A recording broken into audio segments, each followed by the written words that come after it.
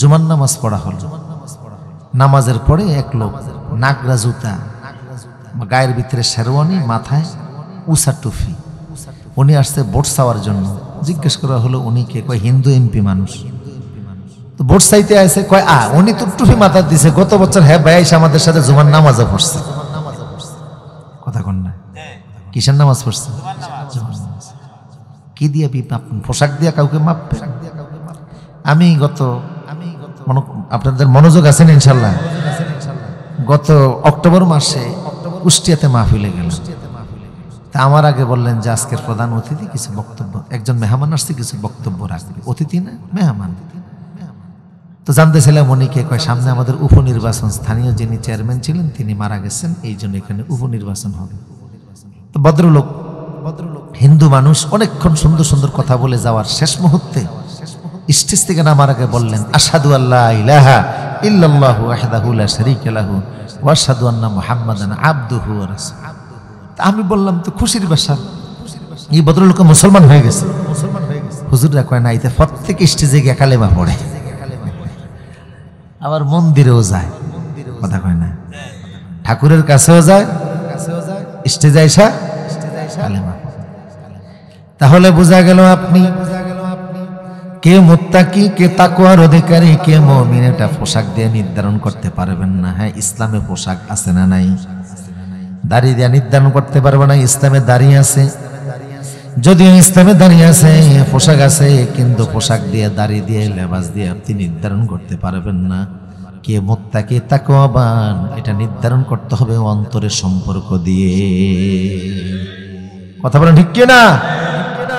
এই জন্য আল্লাহ পাক বলছেন, ইন্না আক্রামাকুম ইনদাল্লাহি আতকাকুম, তোমাদের মধ্যে সবচেয়ে বড় দামি হলো তারা যারা অন্তর দ্বারা আমি আল্লাহরে ভয় করে। আমার প্রিয় সুদীপ, তাকওয়া সম্পর্ক অন্তরের সাথে। এখন তাকওয়া কাকে বলে আমরা অধিকাংশ মানুষ জানি না। তাফসিরে মাআলিমুত তানজিল এবং তাফসিরে বাইজাবির ভিতরে এসেছে, ইমাম নাসিরউদ্দিন বাইজাবি লিখেছেন, তাকওয়ার সংজ্ঞা শুনে নাও, আত-তাজান্নুবু আম্মা ইয়াদুররুহু ফিল আখিরা। আখিরাতে যে সকল অপরাধ মানুষের জাহান্নামে যাওয়ার কারণ হবে, দুনিয়াতে সেই সকল অপরাধ থেকে বেঁচে থাকার নাম হলো তাকওয়া। আবারও বলছি, আখিরাতে জাহান্নামে যাওয়ার যত কারণ হবে, দুনিয়াতে সকল বিষয় থেকে বেঁচে থাকার নাম হলো তাকওয়া। অন্তরের ভিতরে থাকে, তাকওয়া শরীরে থাকে না, হাতে থাকে না, পায়ে থাকে না, চোখে থাকে না। তাকওয়া থাকে কোথায়? অন্তরের ভিতরে। আমার প্রিয় সুধী, আল্লাহ সুবহানাহু ওয়া তাআলা বলেছেন, ইয়া আইয়ুহাল্লাযীনা আমানুত্তাকুল্লাহ হাক্কা তুকাতিহি ওয়া লা তামুতুন্না ইল্লা ওয়া আনতুম মুসলিমুন। হে ইমানদারেরা, তোমরা আমি আল্লাহকে ভয় করার মতো ভয় করো। হাক্কা তুকাতিহি, অন্তর দিয়া ভয় করো। ওয়ালা তামুতুন্না ইল্লা ওয়া আনতুম মুসলিমুন, আর মুসলমান না হয়ে মরে যেও না।